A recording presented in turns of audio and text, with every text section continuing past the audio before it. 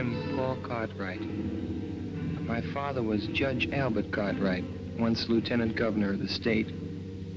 He was killed 2 years ago in a mysterious accident. We were not only father and son, but friends. The shock of his violent death still haunts my mind. My nights are troubled by strange dreams. Albert, you've come back to me. I'm happy again. Mother, no. This man isn't father. I thought my happiness was gone forever, but you've come back to me. Mother, listen to me, Mother. Don't waste your breath, Paul. She can't hear you. I am your father now. You're not. You're not my father. Dorothy! Dorothy! What is it, Paul? Dorothy, speak to Mother. Tell her he isn't father. Tell her. Of course he is. Look at the lovely bracelet he gave me. Isn't it beautiful? Has a lion's head. Dear Father, thank you. Thank you so much. The train. Stop the train!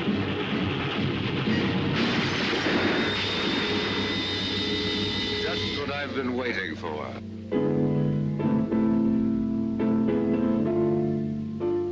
My father. The train! You! Mother! Mother! Mother! Paul. Paul, wake up. It's you, Doc. The way you were yelling, I thought a wildcat had broken in. What's the trouble, nightmare? Yeah. What a nightmare. Well, you get up and dress. I'll go out and get breakfast started.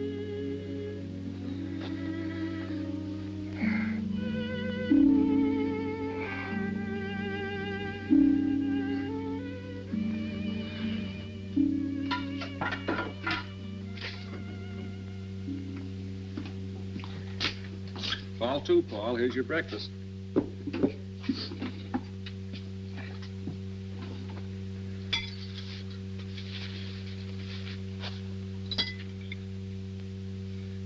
Doc, do you remember what you said once in psychology class?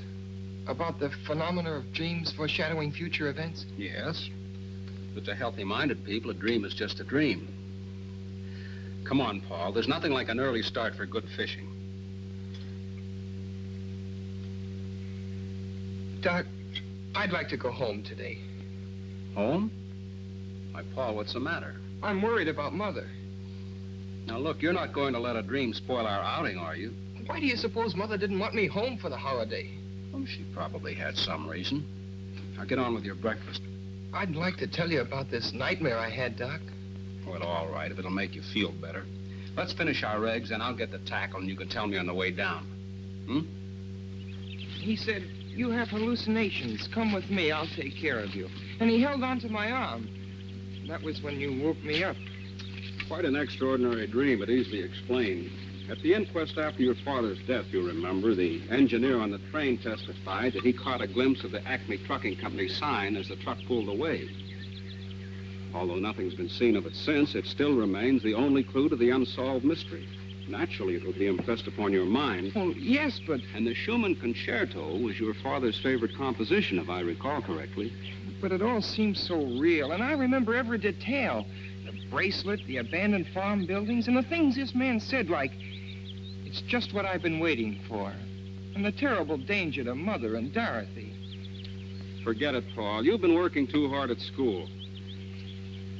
This is a perfect way to relax. Hey, they're jumping like crickets. Come on.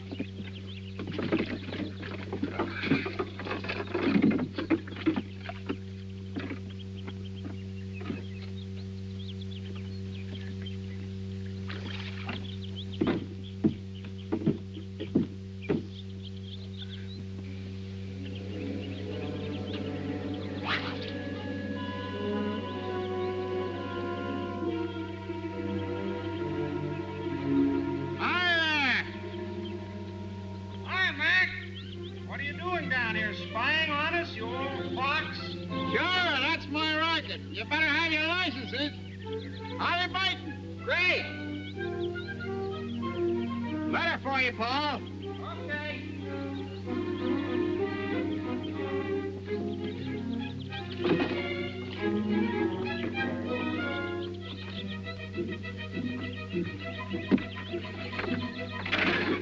It's from the Waynfield Trust and forwarded up here from the school, and I figured it might be important, so I brought it up to you. Well, thanks, man. No trouble. If there's any answer, I can mail it for you over in the village. Well, there's no answer. It's a letter from my father. Huh?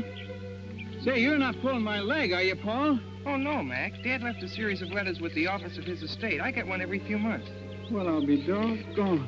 Leave it to the judge to think of something like that. Uncanny smart that man was. Well, you want to read that sort of private.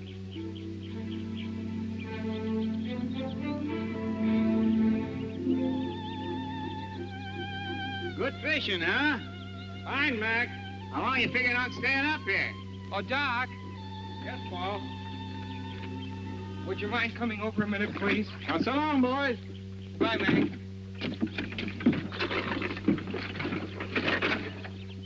What is it, Paul? I received one of Dad's letters. I'd like to read part of it to you. Go ahead.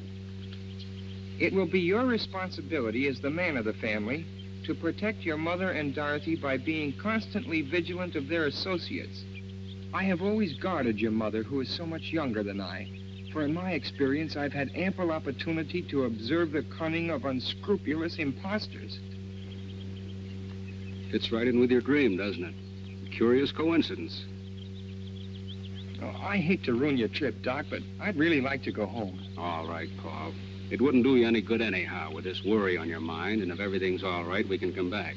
Meantime, I can have a nice little visit with my sister. Let's get our stuff.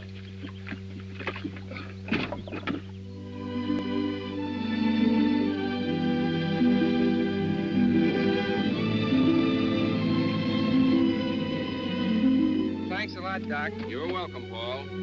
You can reach me at my sister's. Okay, so long, Doc. Hello, Ben. Mr. Paul. Well, this is a surprise. Oh, I got kind of homesick. How's everything, Ben? Well, everything's about the same so far. Where's my mother? Mrs. Virginia, she went over to the club to have lunch with Mr. Curtis. Curtis? Well, who's he? Well, he's been coming around here every day for the past month. You mean he's been coming around to see Mother? He sure ain't been coming to see me, no, sir. What's he like, Ben? Well, he's a fine-looking man, nice talking, too. But ain't exactly my place to venture an opinion, no, sir. You don't like him? Well, you see how it is. Being with the judge so many years, I got to know just what folks he like and don't like. And I kind of suspect this Mr. Curtis wouldn't be on the list, no, sir. I see. But don't you take no preconceived ideas from me, Mr. Paul. Tain't constitutional. Like the judge used to say, to exert undue influence on the bench. No, sir.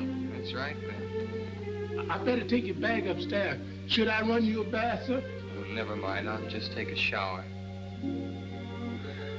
Yes, sir.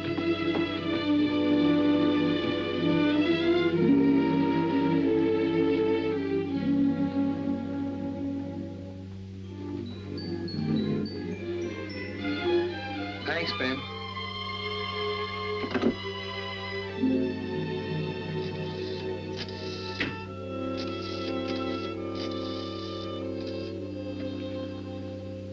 Hello, George.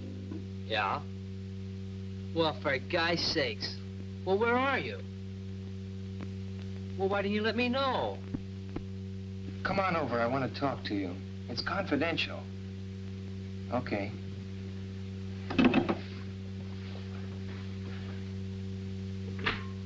Mr. Paul's home. Paul? What brought him home? Well, he said he got homesick. He's up in his room.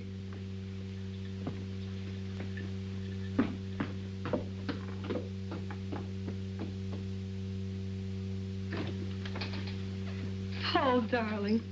Hello, Princess. Didn't you like the fishing? Oh, it was all right, but I wanted to come home. Well, I had so many engagements, dear. Of course, if I'd realized Come that... clean, Mrs. Cartwright. Who's the Romeo? Benjamin told you. Well, his name is Brett Curtis, and he's most charming. You know, I haven't even been slightly interested in any man since your father died. But I must admit I like this one. You'll meet him tonight at dinner, and I want you to like him, too.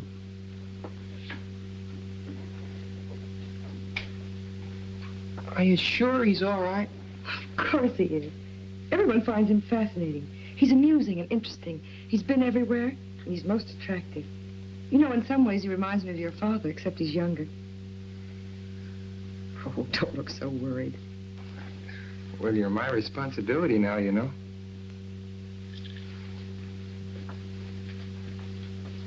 Paul, you know how lonely I've been.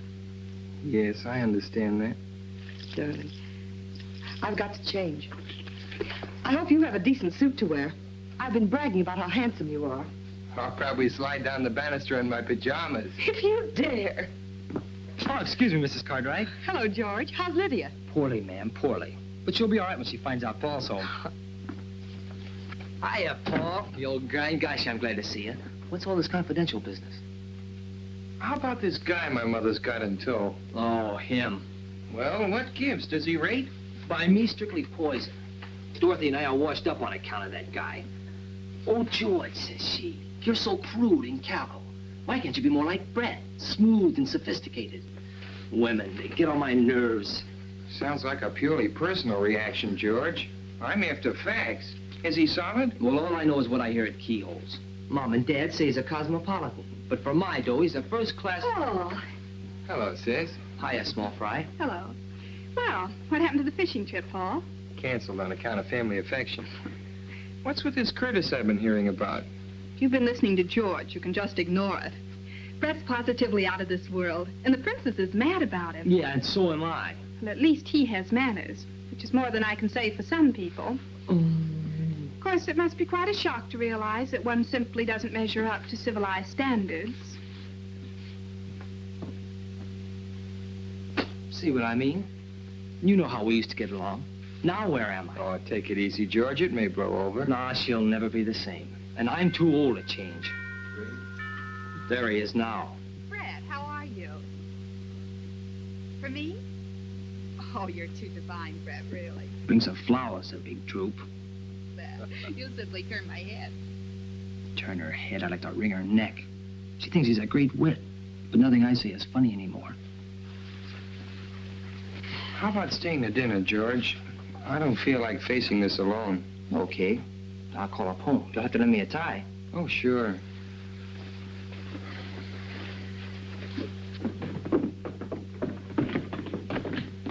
Gosh, do I look all right?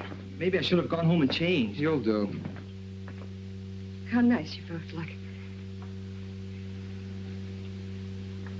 Paul, this is Brett. How do you do? I'm glad to know you, Paul. Of course you know George Hanover. Hello, George. I've been hearing quite a lot about you. Well, Mother and Dorothy have been giving you quite a build-up, too. Well, I hope you won't hold it against me. I feel as if I'd met you somewhere before. That's because Brett looks like Father. Oh, I don't think so. Except maybe his nose a little. Thanks, Paul. I'd rather not look like anybody but myself. Paul is a great deal like his father. I understand you have his talent, too. Maybe. A speck of it. I've been reading one of his books on criminology. My friend, Professor Muhlbeck, the psychiatrist, recommended it to me. The professor thinks your father had a brilliant mind. Well, Father's best book was never completed.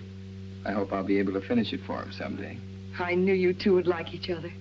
Dinner served, ma'am. Dorothy? Here, Paul, I have everything you want. Adore these Oh, it's flowers. very They're nice. really Beautiful. You don't mean to tell me you like him. I didn't say I liked him. I just said I could see why Mother likes him. Yeah, but does Dorothy have to drool over him like a goon? Oh, Dorothy's nothing but a child. Child, nothing. She's a first-class flirt. The way she hangs on that guy's words. Honest, Paul, it sickens me. Pure jealousy. Me? Jealous? Yeah. Gosh, that's right. Maybe I am. Paul, look. It was in the box with the corsage Brett gave me. Isn't it beautiful? It's a lion's head from India. Brett has such divine taste. Well, don't you like it? Nice girls aren't supposed to take jewelry from strange men. He's not a strange man.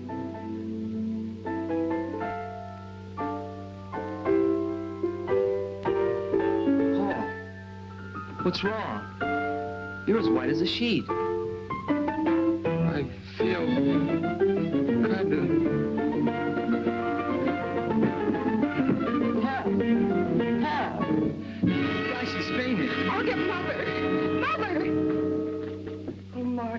What's the matter, Virginia? What happened? I don't know. Dorothy said he simply keeled over. When he came to, he babbled something about a dream and wanting to see you. He seemed all right at dinner time. Let me see him. Feel better? Say, you know, I had an uncle once. He used to get fits. They had to put a spoon in his mouth. Hello, Doc. Well, young man, what's this all about? Darling, what is wrong? Nothing, Mother. If you don't mind, though, I'd like to talk to Dr. Vincent alone. Well, I guess I'll barge along home then. Hope you feel better, chum. Well, I'll be okay. See you tomorrow. Right. You look feverish. Oh, I just had kind of a mental shock. Remember the dream I told you about this morning, Doc? Yes? The part about Dorothy and the bracelet? Yes? Well, there's a man Mother's seriously interested in, and Who is this man, Paul? Brett Curtis, and he did give Dorothy a bracelet. But Paul... And it was in a corsage, and there was the music, the same music, the Schumann concerto.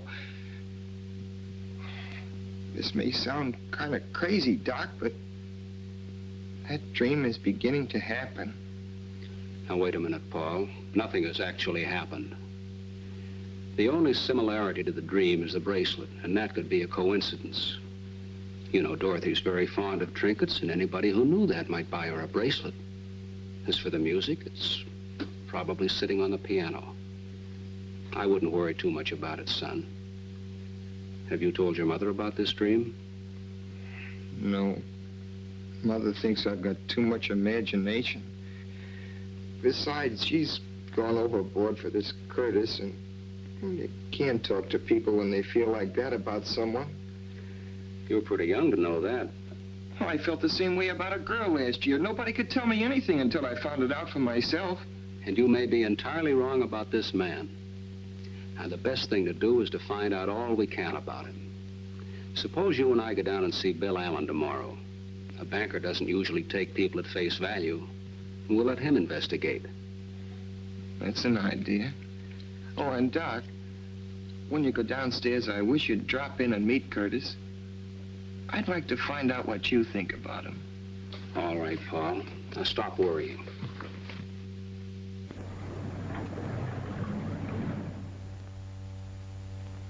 Come on, Paul. Mr. Allen's a busy man. Well, thank you, Mr. Allen. Goodbye, Paul. Goodbye, Bill. Doctor.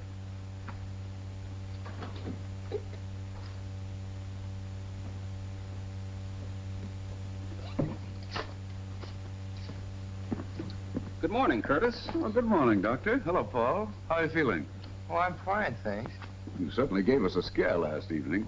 I hope you've laid down the lot with him, Doctor. What he needs is more fresh air and exercise. Well, you can't pass exams on fresh air. Not in my school. No, Paul takes his studies very seriously. Come along, Paul. Good morning, Curtis. Goodbye.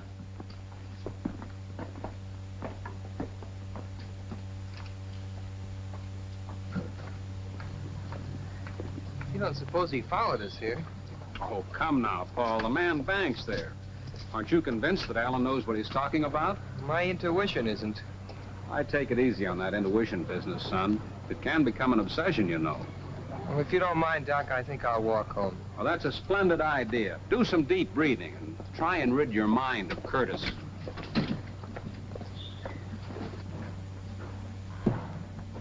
Hi there, Doctor. Going anywhere near the club? I go right by there. Hop in. Oh, thanks. It's a nuisance to find a taxi when you want one. I don't drive myself. That's unusual. I thought everybody drove these days. Well, I was in rather a bad accident when I was a youngster, and it made such an impression on me that I never learned to drive. Where's Paul? Oh, he decided to walk home for the exercise.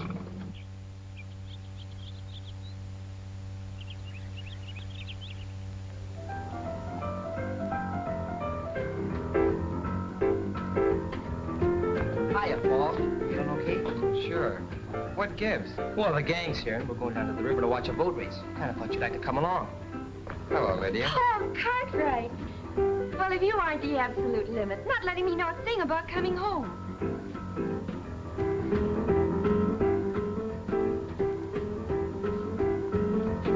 Ben, what are you doing with that picture? Miss Virginia wants it taken up to the study. Why? I couldn't say. Where's Mother? Downtown. She'll be back for lunch. Come on, let's go. We don't want to get down there after it's all over. Okay, come on. Come on, Lydia. Okay, gang, I guess we can all get in my car. All right, we can all stay. Yeah, that's all right. Come on, Paul. I'll see you later. Paul, are you deliberately trying to avoid me? Because if you are, I'd just as soon you come right out and say so. No, I'm not, Lydia. I just don't feel like going, that's all.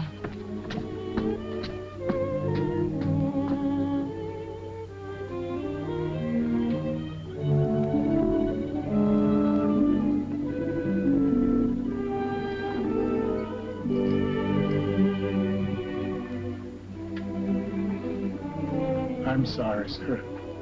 I sure did hate to move the judge out of his place. Well, maybe this is where he'd rather be, Ben. He spent most of his time up here anyway. Yes, sir. He looks so alive. Almost as if he could speak. I wished he could.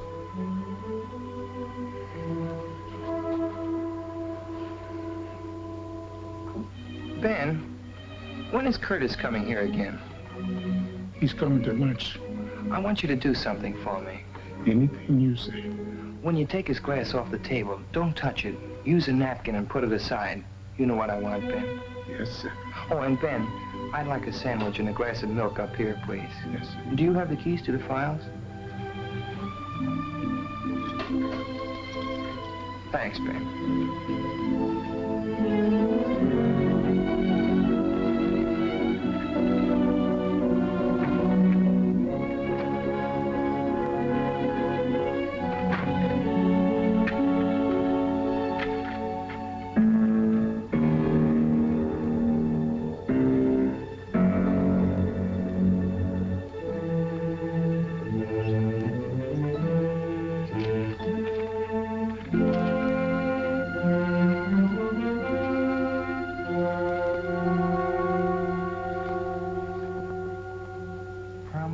Unsolved crimes is the record of Claude Barrington, an amazingly clever and dangerous individual.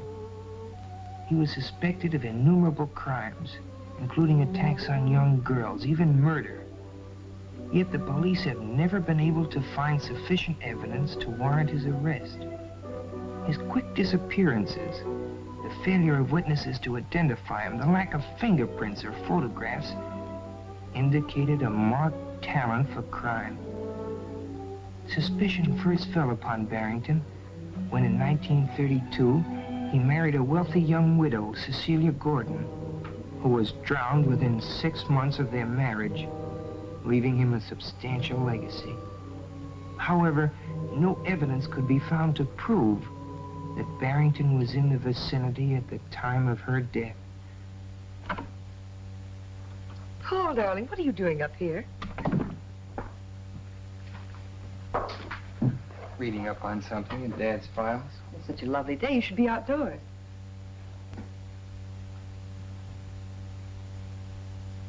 I'm sorry about moving the picture.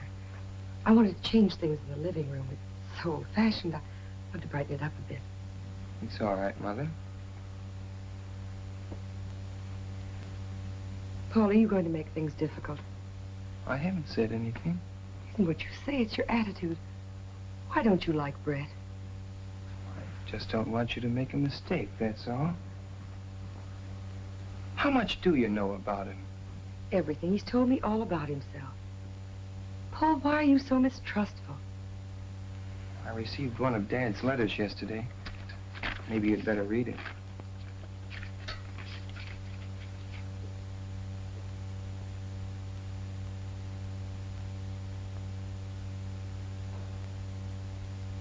Poor Albert.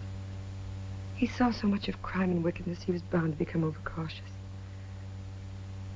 Now I understand why you're so anxious, dear. What is it you want to know? Has Curtis ever been married before? No, he's a bachelor. He was going to be married a few years ago, but the girl drowned shortly before the wedding. Brett was terribly broken up about it, of course. She was drowned? It's quite a tragedy. She was so young. Well, Paul, anything else? Where does he get his income? Oh, he owns mines and things.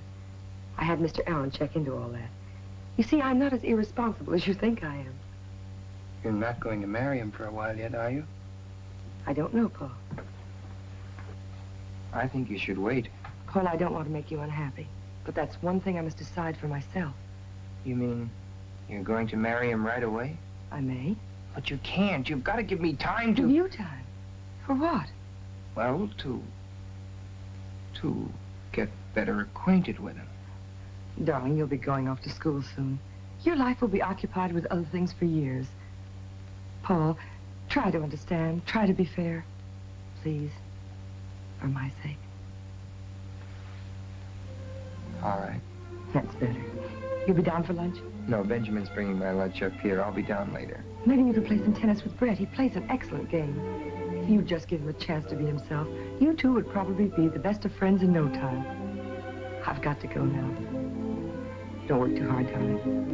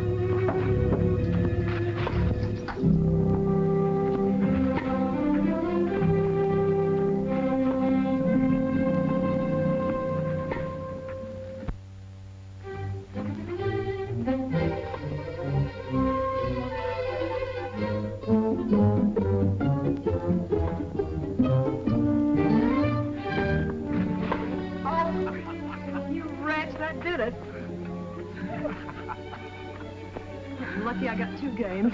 Pay up, lady.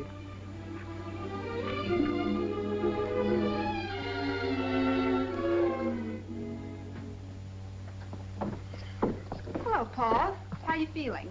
Okay, how was the boat race? Keen. The Blue Moon won. You should have come with us, Paul. Lydia's furious. Oh, she'll get over it. I've got too much on my mind. Any lunch left for me, Ben? There's sandwiches and milk in the breakfast room, Miss Dory. Oh, thanks, Ben.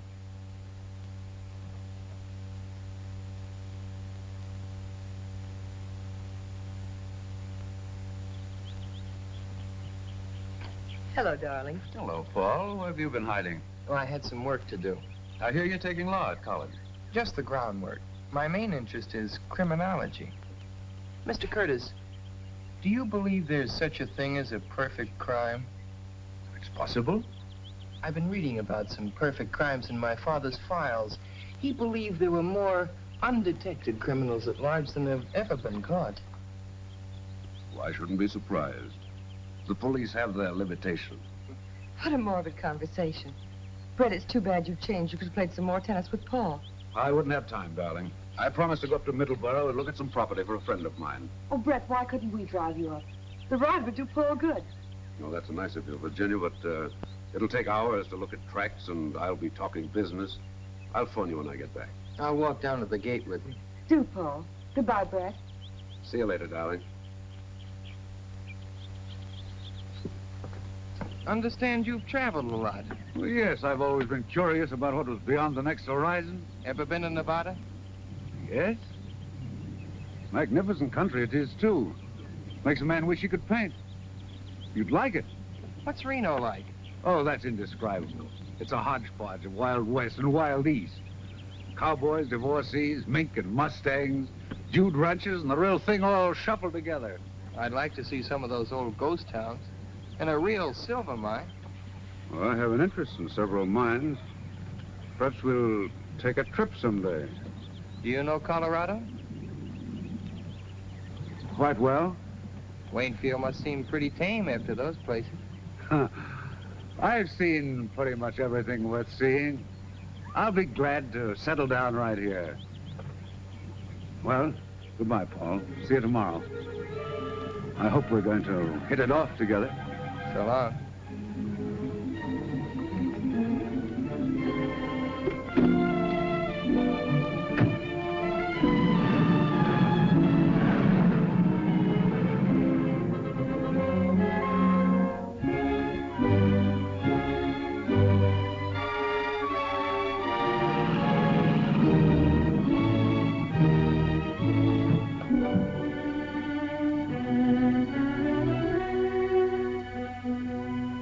Hello, fellas. Hello, Mr. Curtis. Professor's expecting. Yes, sir. Mr. Curtis. Send him in. Go right in.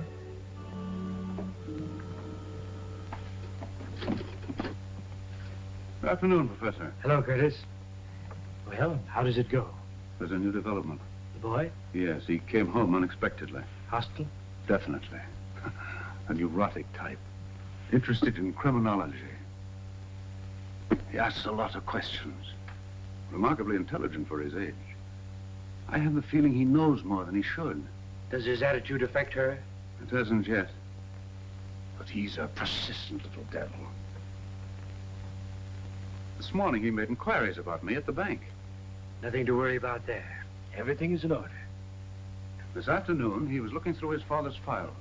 When he came downstairs, he asked me if I believed there was such a thing as a perfect crime. You'll bear watching. Has she accepted you? She hasn't yet, but she will. What's the girl's attitude? Oh, Dorothy. A complete conquest. A little beauty, too. Be careful. I warned you before. That weakness of yours will ruin all our plans. Don't worry. Nothing will ruin our plans. I waited a long time to get back at Cartwright. I'll make them pay for his meddling interference if it's the last thing I do. You'll do as I tell you. Don't forget, I'm in this, too. Perhaps I made a mistake. Perhaps I should have kept you as a patient instead of making you an associate. Don't forget, I'm concerned with the financial outcome in this case, not your personal revenge. You have nothing to complain of. Everything's working out. The boy is the first hitch. He sounds like a subject for mental analysis. You might suggest it to the mother. Sometimes these cases destroy themselves. The important thing is to get the wedding over with as quickly as possible. When you are legally in possession, we can take care of him here. Funny, that thought was in my mind, too. But why wait till I'm in possession? As her husband, you would be in a position to comfort her. As her fiancé, such a tragedy might cause a revulsion against you. That's true. Therefore, you must lose no time. The stakes are high, and there's constant danger if the boy is following the Barrington trail. Barrington is legally dead. Fortunately, so is the judge. However, fools and children sometimes stumble upon details which even the most careful strategist has overlooked. I had better meet the lady as soon as possible. Meanwhile, you must impress her with my professional distinction. Understand? Perfectly. Now, be careful. If you can't accomplish this within the week, our relationship shall revert to that of doctor and patient. I'm spending the weekend with them. I'll have her consent before Monday.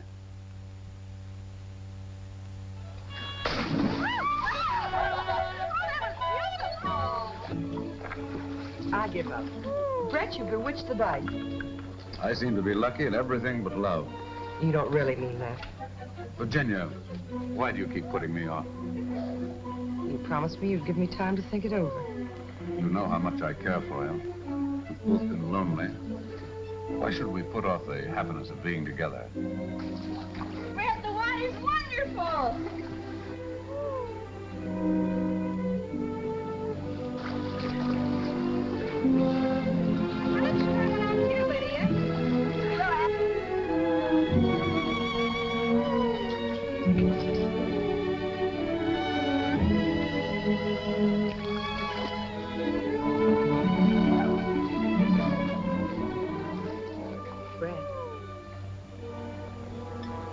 Is yes.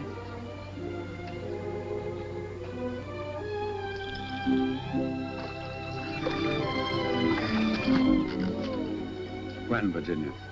I'll give a dinner party and announce it. You're not going to put me through a formal wedding, are you? No, just a dinner party. We'll slip away quietly and I'll send the announcements out later. Good. We'll elope. Elope? It sounds so young and reckless. Doesn't seem right with two grown children. Brett, you do like them, don't you? Like them? A handsome, full-grown family on a silver platter? And you? What more could a man ask? Darling, do you realize that you haven't kissed me since we've been engaged? Princess! Brad!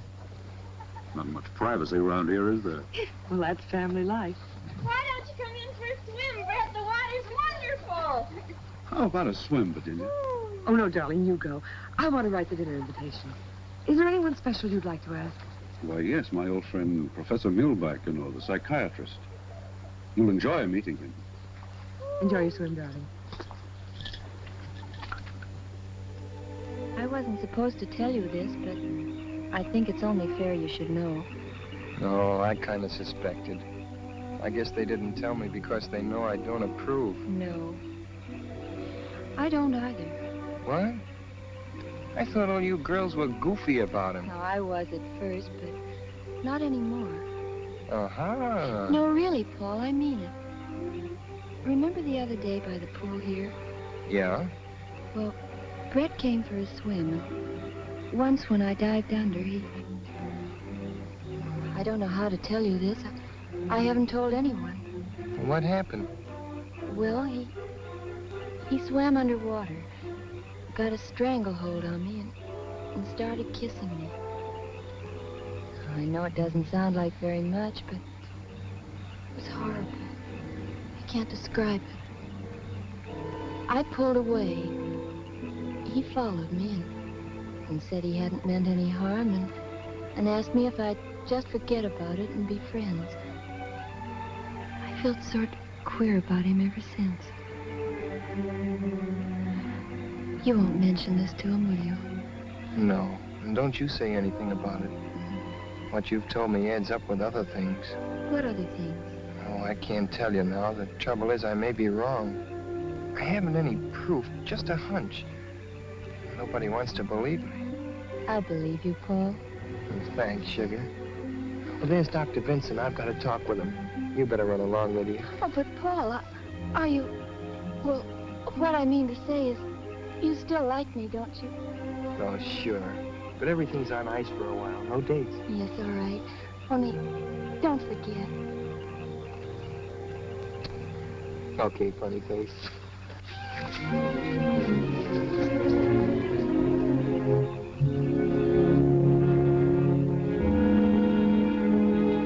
Hello, Paul. They're announcing their engagement. I suspected as much. What have you found out? Nothing unfavorable to Curtis. Mr. Allen gave me these answers to some inquiries he made. After reading them, you'll probably agree it looks like a clean bill of health. Well, that may be so, but Lydia just told me something. Would you mind coming up to my room a minute, Doc? Not at all, Paul.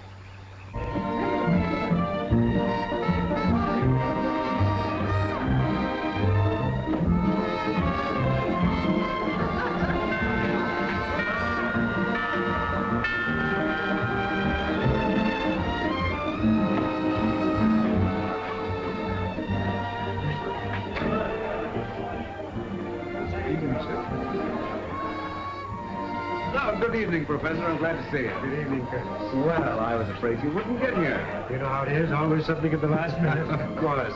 Virginia, this is Professor Muehlbach. Mrs. Cartwright. How do you do, Professor Muehlbach? I'm honored, madame. It was most gracious of you to invite me. Brett's told me so much about you, I was anxious to meet you. Thank you, madame. A happy occasion, this, eh? Curtis is a lucky fellow. Come in. Come in, Professor. Thank you. Now I'll show you something in the Barrington record that ties in with what Lydia told me. That's funny. This drawer was locked. It's been opened. Maybe you just thought you locked it. No, I'm sure I locked it yesterday.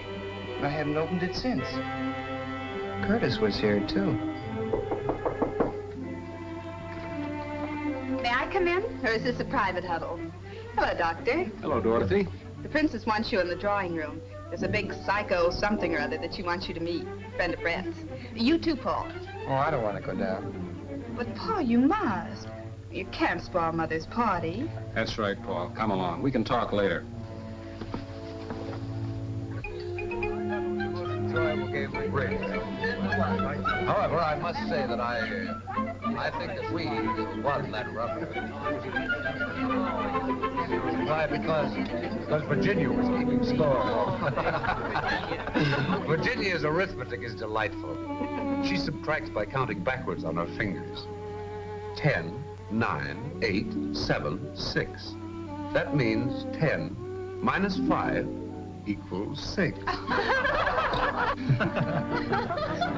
Well, that's right, isn't it? Of course it's right.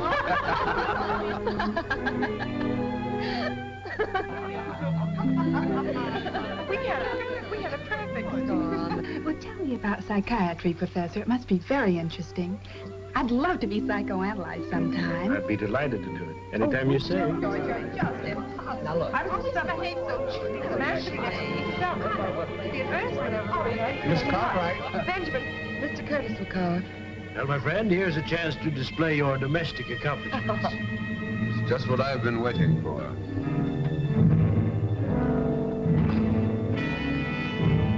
It's just what I've been waiting for.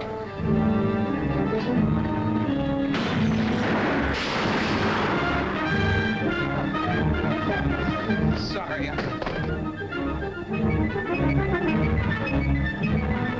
I don't feel well. Excuse me. You stay here, Virginia. I'll take care of it. Paul hasn't been himself lately. An extremely sensitive boy, madame. I would like to talk to him. I have been most successful with the juvenile neurosis. It's nothing serious, Professor, I'm sure. Paul, what is it now? Words in my dream. Curtis said, it's just what I've been waiting for. When he said that, I could hear the train coming and then the crash. Gosh, Doc, it's spooky. It's got me. You've got to pull yourself together, Paul. Now, let's look at this thing realistically. I understand Bill Allen's going to announce the engagement. He's known your mother all her life. Do you think he'd sanction the match if he weren't sure of Curtis? I can't figure it out. Maybe I'm going wacky, Doc, but I could swear he's Barrington. Barrington's dead, Paul. I don't believe he is. But it's too fantastic.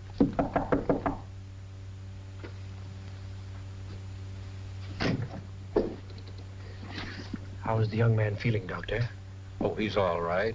He was just having a dizzy spell. Perhaps I can be of some assistance. Nerves are my specialty. May I come in?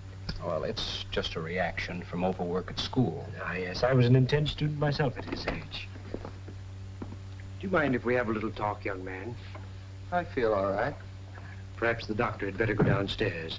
It seems a pity to spoil Madame's party. I'd rather have Dr. Vincent stay. Of course, I have no objection. Let's sit down and be comfortable. I understand you are an unusual boy, Paul. Extremely talented. You intend to pursue your father's research into criminology? Yes. An interesting subject. But something must be done about these nervous attacks. They're not exactly normal at your age. I presume you are devoted to your mother? Of course. As one student of human nature to another, may I speak frankly? Go ahead. In some cases, filial devotion to a mother goes beyond the borderline of normality. It can frequently produce hallucinations. Did you say hallucinations? Do not be offended. I'm merely stating a theory. Let go. Please don't agitate yourself. I'm only trying to help you. I don't need a psychiatrist. But you do. I believe it is your emotional aversion to your mother's remarriage which produces these neurotic symptoms. I'm sure I can cure you in a very short time. I would like you to place yourself under my care at Restview. Restview? That's a sanitarium for mental cases. Yes, but I wouldn't consider you a patient, merely a guest. Guest? Well, that's right of you. Good night, Professor. I'm sorry. I assure you I meant no offense. May I see you a moment, Doctor? I'll be right back, Paul. The boy's agitation reveals an emotional influence which should be corrected immediately. I hope you can persuade him. I'll speak to him. Good.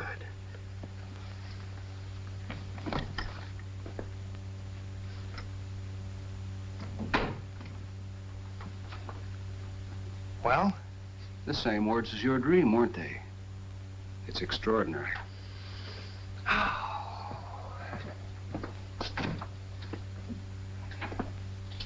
Those two are mixed up together somehow, Doc.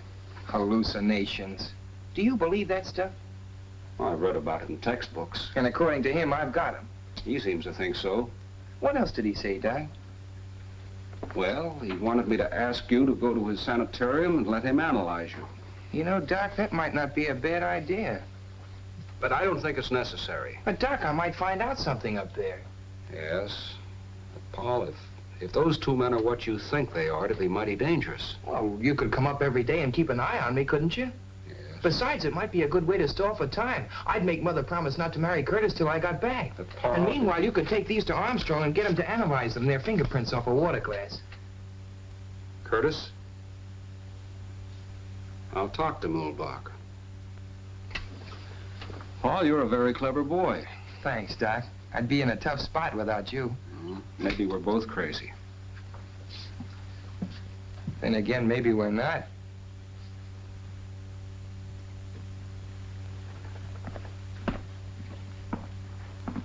It's a lovely room, isn't it, Paul? Very nice.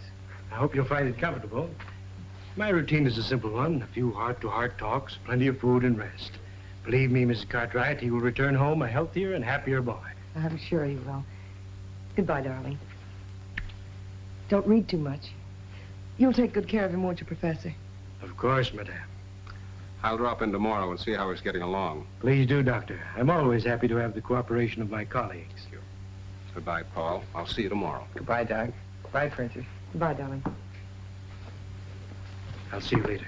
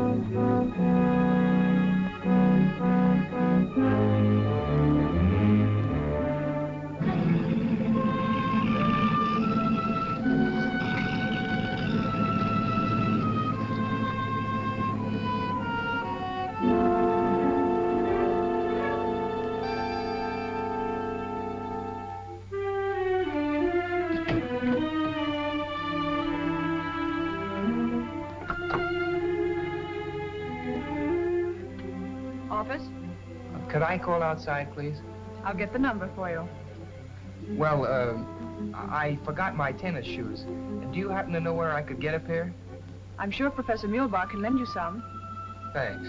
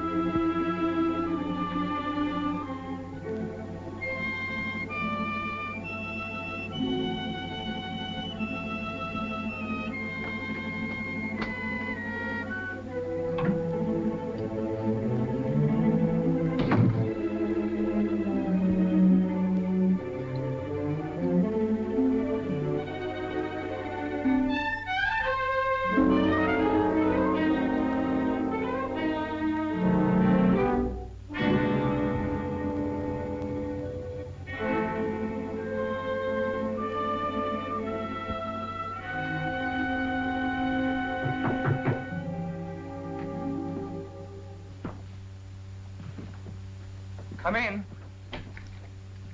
Well, Paul, can I help you get settled? Oh, no, thanks, Professor. There's not much to do. That's a funny place to hang your coat. Oh, I got tired of looking at myself. Same old face. Touch of inferiority, eh? We'll overcome that. I encourage tidiness as much as possible. Orderly room, orderly mind. I hope you have a good appetite for lunch.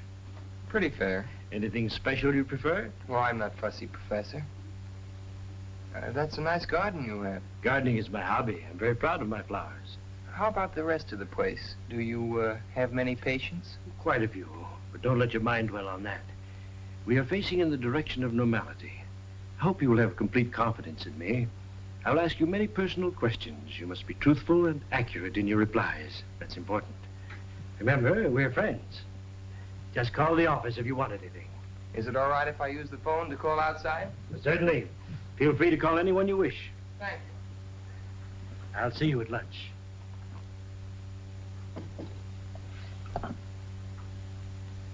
I'd like to get Waynfield 1531, please.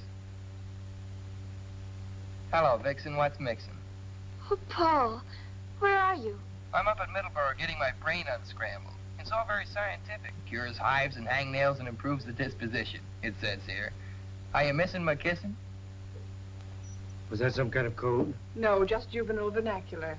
What, please, is the significance? Young romance in the modern manner. Romance, I see.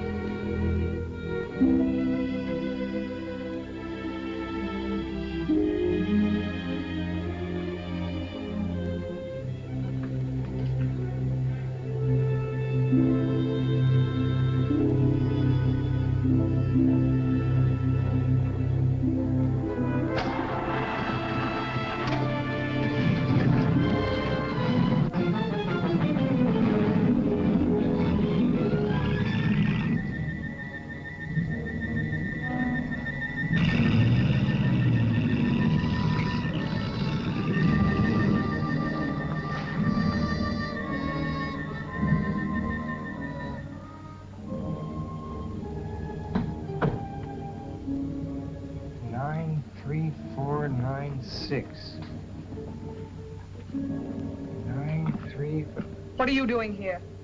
Well, I can't sleep. Nightmares. I'll get you a sedative. Go to your room. We don't permit the patients to wander through the corridors at night. Well, I'm not a patient. I'm a guest. I must admit the boy puzzles me. I can learn nothing from him except that he suspects you. I'm sure he knows you're Barrington. How he arrived at that conjecture, I don't know. From his father's files, I found the Barrington folder in his desk. The boy's as persistent as his father was. I won't be in the clear until I get squared with the entire family. It'll be quite ironic, won't it? The elusive Barrington, married to the widow of the Honorable Judge Albert Cartwright. He won't be if Paul can help it. Right now, his main idea is to delay the marriage. He's managed that already.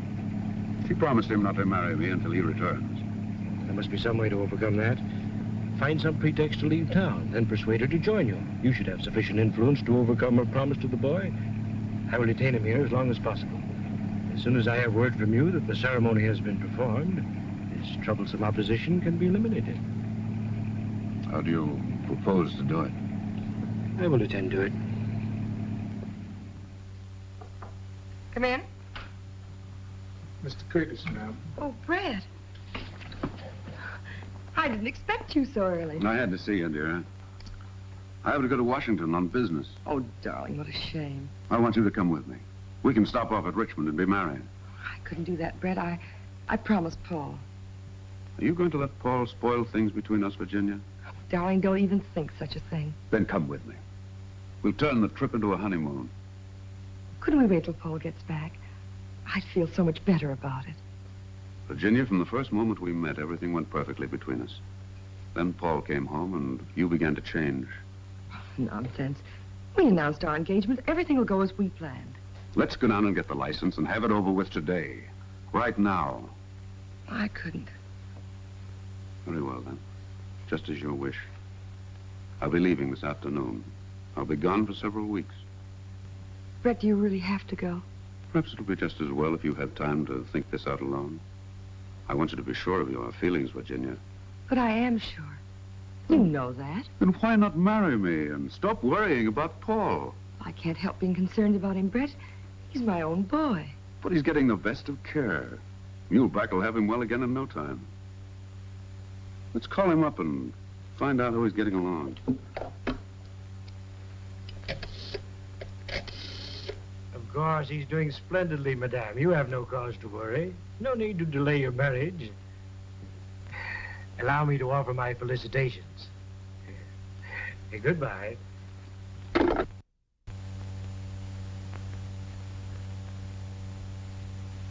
How long will it take you to check some fingerprints? Whose are they? Curtis. Paul got them. He asked me to turn them over to you. He's a chip off the old block, all right.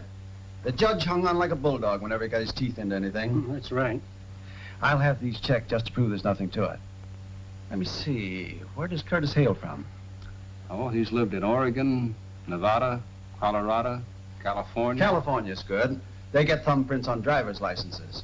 Curtis says he doesn't drive. Well, we won't take his word for that. Check those with Washington, Tom, and try the California License Bureau.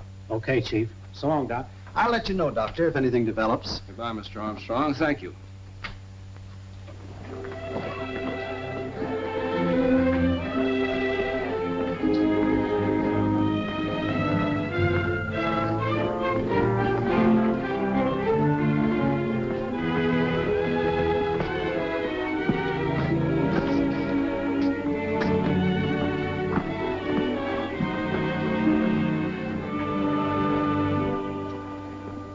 Say the door was not locked?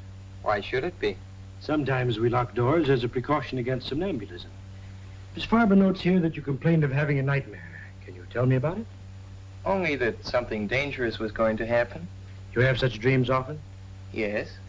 Can you remember anything definite about them? The train, my father's death. I dream of that often. I understand, of course. Shocking accident. It preys on your mind. It wasn't an accident, Professor. It was murder. That was never proven. You have some theories on the subject? Yes. Indeed. I should be interested in hearing them. Well, I'd rather not talk about them now, Professor. It gives me a headache. Very well, Paul. Now, what would you like to do by way of diversion? Oh, I see you have some binoculars. They must be good ones. They are excellent. Would you like to examine them? Could I? Of course. Go right ahead.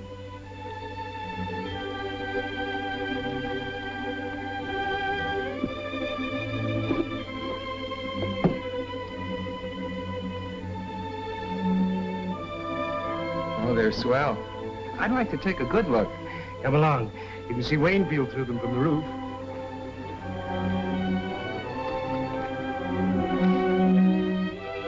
There's the county seat down there. From here, you can see Waynfield.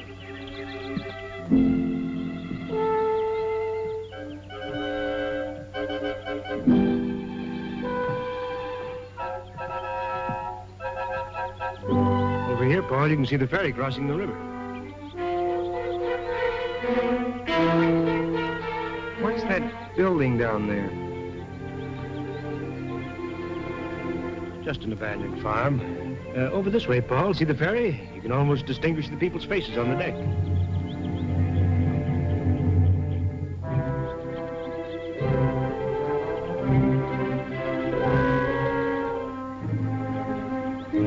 Nice binoculars. Yes, they are. Well, there's Dr. Vincent. We better go down. Yes. Would you mind going to your room? I'd like to have a talk with the doctor. Then I shall send him to you.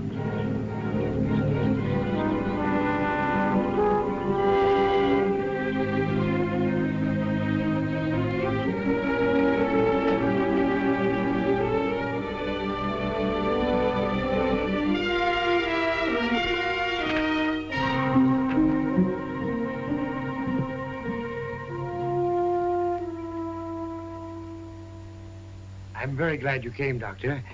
I'm having a little difficulty. I feel there's something on Paul's mind which he does not confide to me.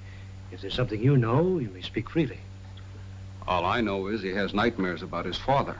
That he's told me, but he will not say any more. His reticence hinders my diagnosis. If you could persuade him to discuss these matters more fully, it would be of great assistance.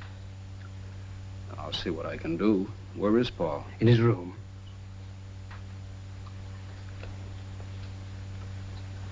Show Dr. Vincent to Cartwright's room, please. Thank you.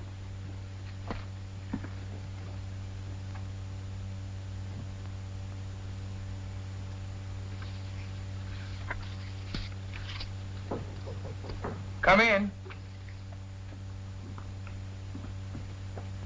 Hello, Doc. How are you, Paul? Sure glad to see you. How's Mother? Oh, a little worried about you. Otherwise, all right. I saw her this morning. Well, Professor Muehlbach's a good host. I'm enjoying it here. That's fine. Oh, look, Doc, I found something in Plato I'd like to show you.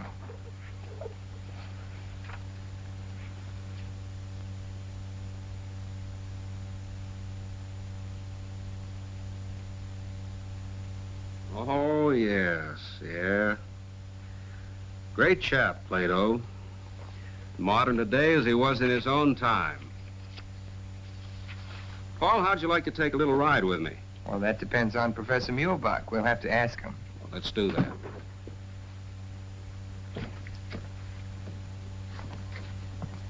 Well, how do you find your patient, Doctor? He looks rested, but I'd like to take him for a drive in the fresh air so he won't feel shut in here. That is, if you have no objections. Not at all. Provided you don't keep him out too long. Oh, a half hour or so. We'll take a drive through the hills. This is beautiful country. I trust you will urge Paul to relax and talk more freely. I'm very anxious for him to get straightened out so he can go back to school. If he falls any further behind, I'm afraid he'll overwork again. Of course. Well, come along, Paul. We won't be long.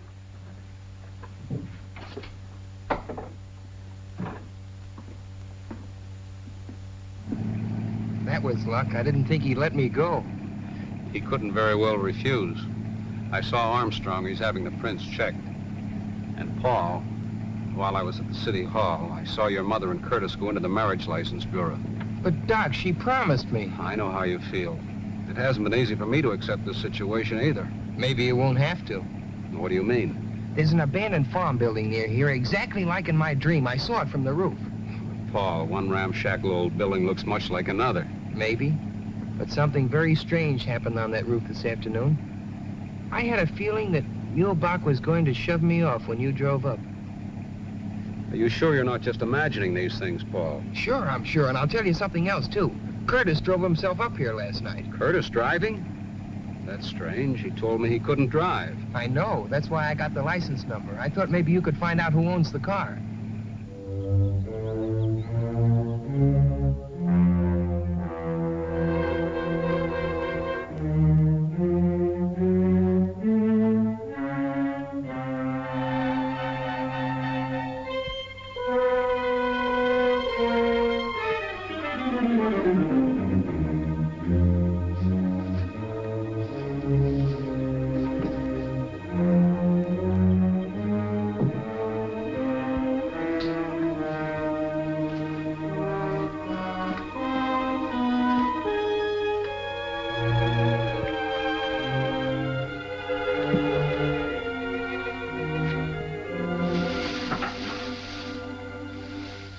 What's that? It looks like... Oh, Jiminy, a part of a motor. Give me a hand, will you, Doc?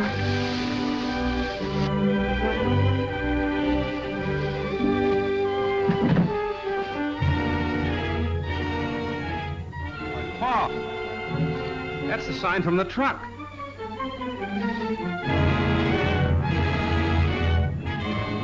Son, you certainly called a turn on this one.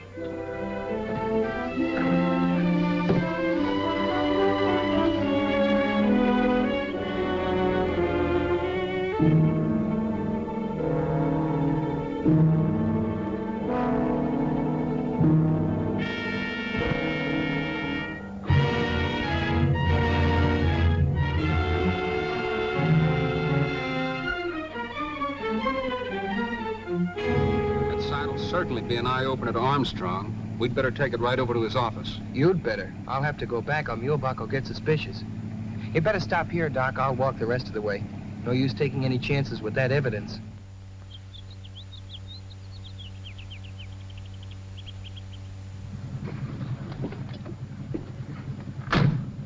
I don't like to see you go back in there feeling the way you do about that place. Oh, I'll be all right. I've got to go in and stall for time.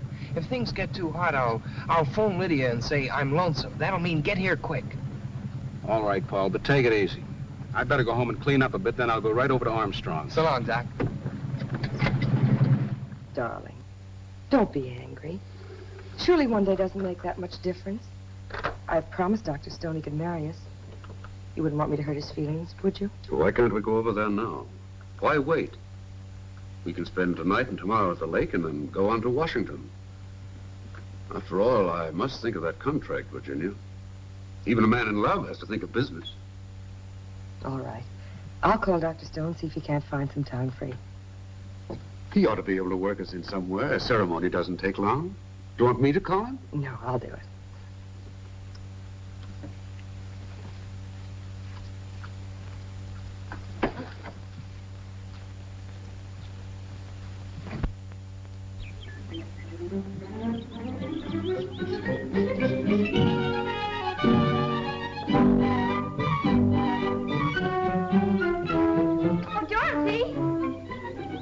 Hello, Lydia. Oh, hello. Is Dorothy home? No. Oh, well, I better come back later. Oh, don't go away. Brett?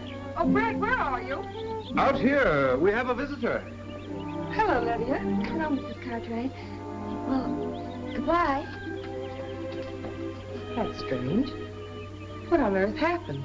Nothing. She just came looking for Dorothy. What did Dr. Stone say? Dr. Stone? Oh, yes. He's busy all day today in this evening. But I made an appointment for noon tomorrow. Oh, good. Now, where shall we go to celebrate? Why not go to that little inn where we first had dinner together? Brett, I'd rather not go out tonight. I've got packing to do and a few letters to write. I'll just have dinner on a tray in my room with Dorothy and tell her the news. She goes back to school on Monday, and I won't have another chance to see her. I hope I may look forward to your exclusive attention on our honeymoon, Mrs. Curtis. Well, you shouldn't call me that, not yet. It's very unlucky, you know. With all the luck I have, I can afford to be reckless. I'll phone you later, darling.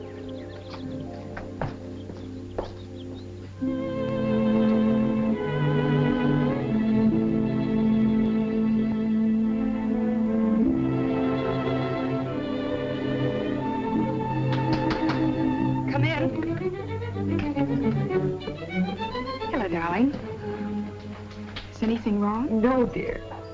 You've been crying. It's just my nerves, that's all. Benjamin's going to bring supper up here. I thought it'd be nice and cozy, just the two of us. Come on, sit down, darling. Something is wrong. You're packing. Dorothy, Brett and I are going to be married tomorrow. Married tomorrow? Oh. For a minute, I thought you'd quarreled with him. Brett has to go to Washington on business. We decided to make it a honeymoon. It means breaking my word to Paul. That's what has me upset, I guess. I'm worried about him. Mother, don't be foolish. After all, it's your life. Paul won't mind as long as you're happy. Where's he going to be? What are you going to wear? I'm going to be there, of course. Of course you are, dear. You're going to be my bridesmaid. Oh, darling, it's marvelous. What'll I wear? Oh, just something simple. Your blue dress. We're going to be married at the minister's house, and then we'll leave you at the Allens. Brett and I'll go up to the cottage for a day or two before we go to Washington. What did he say? Did he yield out? Of course not, silly. But he was very determined about not leaving me here. Oh, Brett is so masterful. You'll write to me, won't you? Of course. Every day. That's the story, Mr. Armstrong. And strange as it sounds, you must admit it's not just a figment of Paul's imagination. Well, I've run across some strange disclosures in my career, but the stream detection beats anything I've ever heard. Want me? Yes, take a look at that. Hey, where did this come from? Paul Cartwright dug it up on an abandoned farm at Middleborough, near the Mulebach place. Well, I'll be doggone. All we need now is the truck that goes with it. Better start a search up there. Send a car out. Any news on the fingerprints? No, not yet. Put in a call and speed it up. Miss Farber, didn't you get that number yet? It must answer. Lydia's waiting to hear from me. Hello? Hello?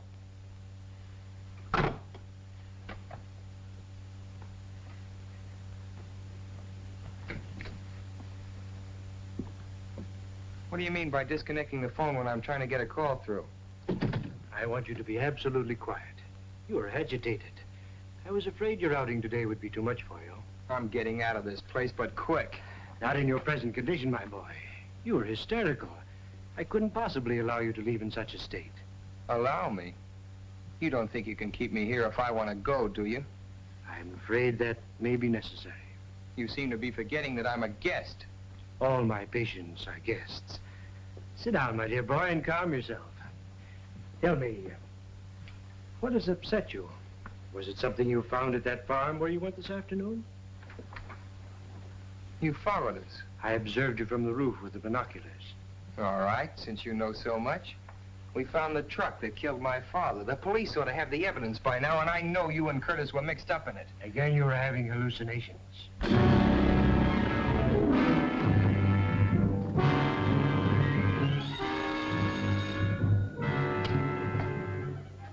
Hello. Oh, hello, Professor. Where have you been? I've been trying to reach you for the past hour. I went to the station for tickets. We're being married tomorrow noon. That's impossible now. I'll explain when I see you. Meet me in half an hour at the east end of the golf course. I'll be there.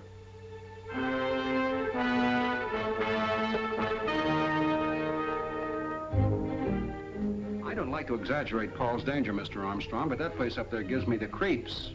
I'm uneasy about the boy. Why does everything take so long? The machinery of the law, Doctor. It's much better than it used to be.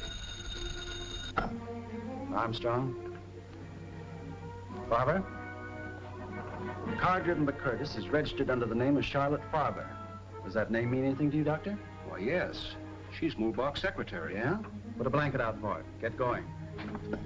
Chief, the California Motor Vehicles has a thumbprint on Brett Curtis. It matches the print taken from the body in the mine identified as Barrington. That means Curtis was killed in the mine, not Barrington. Paul was right. And Barrington is just cunning enough to pull something like that, too. Then it isn't unlikely that Curtis... Could be Barrington. Well, Chief, we got what's left of the truck, buried under a ton of hay. Any fingerprints? Yep, in the tool compartment. Compare those.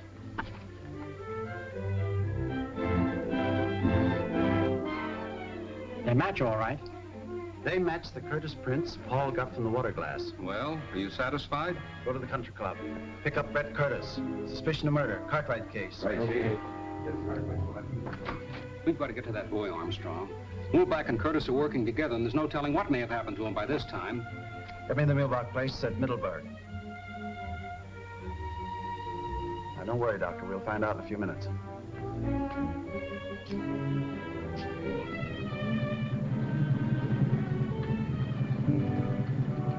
Brett, Hello, Dorothy. What are you doing here?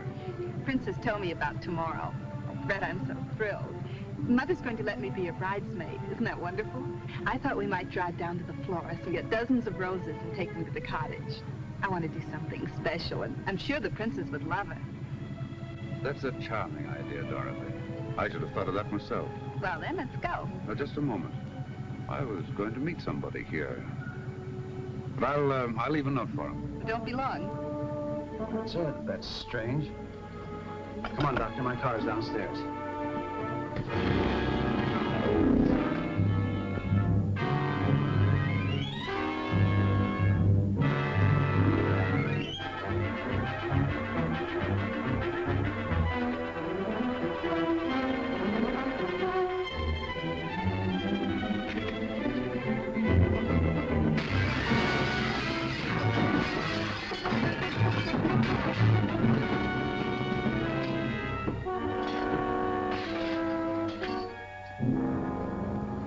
Professor Muehlberg? Yes? Mr. Curtis asked me to give this to you. Thank you.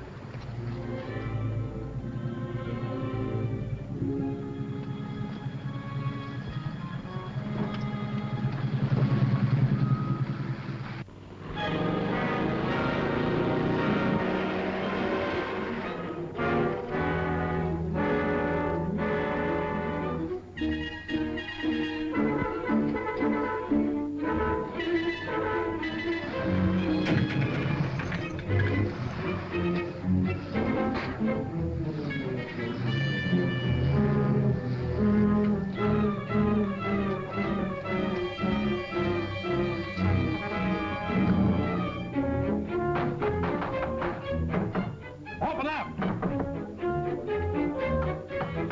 What's the meaning of this? How dare you break in? This is private property. Sure, we know. We're just nuts looking for a padded cell. Where's the Cartwright boys? I know nothing. I'm just an employee here. Well, we'll just have to go around breaking down doors. You have no right to search this place. You have no warrant. The district attorney wants Paul Cartwright, and he wants him alive. Of course he's alive. He's in his room. Which room? The first one down the hall, but it's locked. Have you a key? No, Professor Muehlberg has the key. He's out for the evening. Slade, take this woman in custody. Hold her as a material witness. Come on, Langdon.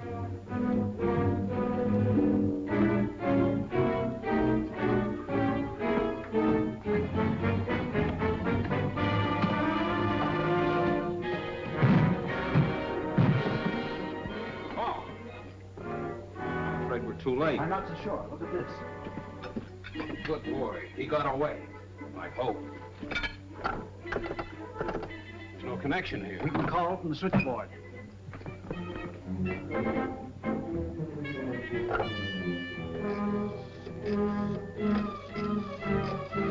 Calling his home? No, I'm calling Lydia. I don't want to alarm Virginia just yet. Curtis may be there. That's right. I'd better have the Cartwright house covered.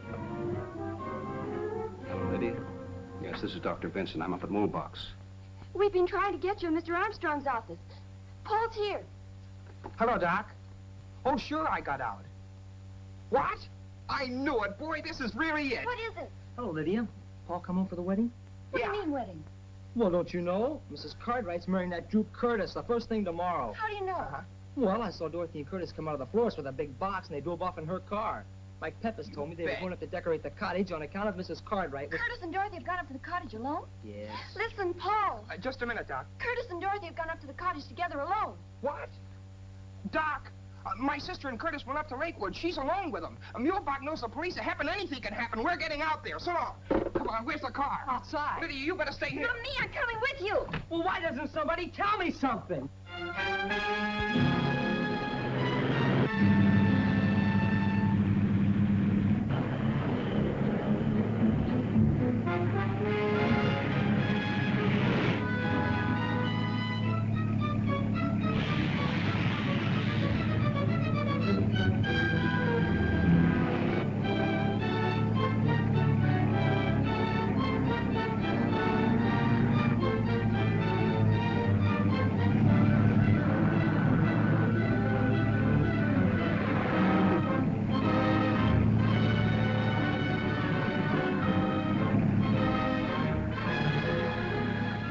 He must have turned off. I don't see him. Better backtrack.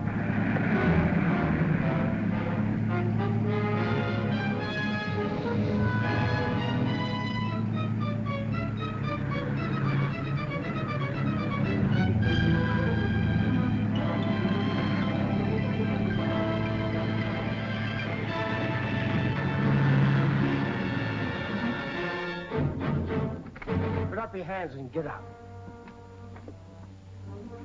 What's the meaning of this? You're under arrest. This is an outrage. You must be mistaking me for someone else. Come along. Get it. Good, the princess will arrange them all over again. She can make flowers look as if they just grew out of a vase. Well, we better be starting back, Brett. What about a ride in the launch? It's perfect out on the lake. There are a million stars floating on the water, and the crescent moon looks like something out of Omar Khayyam. Brett, you are the most romantic person. Most men around here never even heard of Omar Khayyam. If they did, they think he's a Turkish wrestler or something. Mother's really lucky. I'm glad you think so. Why are you looking at me like that? Because you're very lovely in the moonlight. Oh, everybody is. But I adore compliments. The best I ever got from George was, oh, come on, you look all right. You know, Brett, I've grown out of that crowd. I don't know what I ever saw in them. I'm really quite poetic at heart. Only it's positively lethal to let anybody know about it in our crowd. They simply jeer. I heard a car, didn't you? Probably out on the main highway. Come on. Don't hold my arm so tight. Oh, I'm sorry. Steps are so uneven, I was afraid you might fall. Really, Brett, I think we better not. I must be getting back. Mother will be worried. Where's your spirit of adventure? I thought you were romantic. All right. But we won't stay long.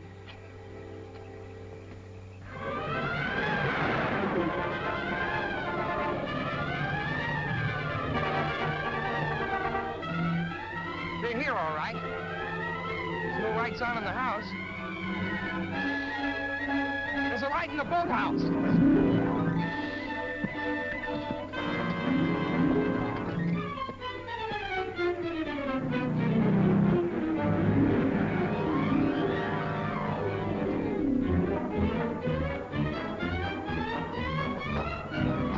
They're in here. Come on, eat. All right, Barrington. You meddling fool!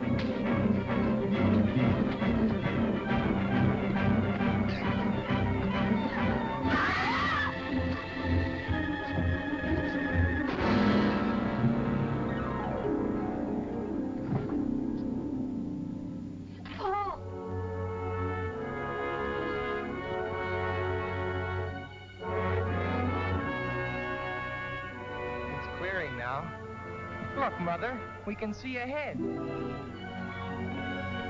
No, Virginia. Don't look back. It's all over.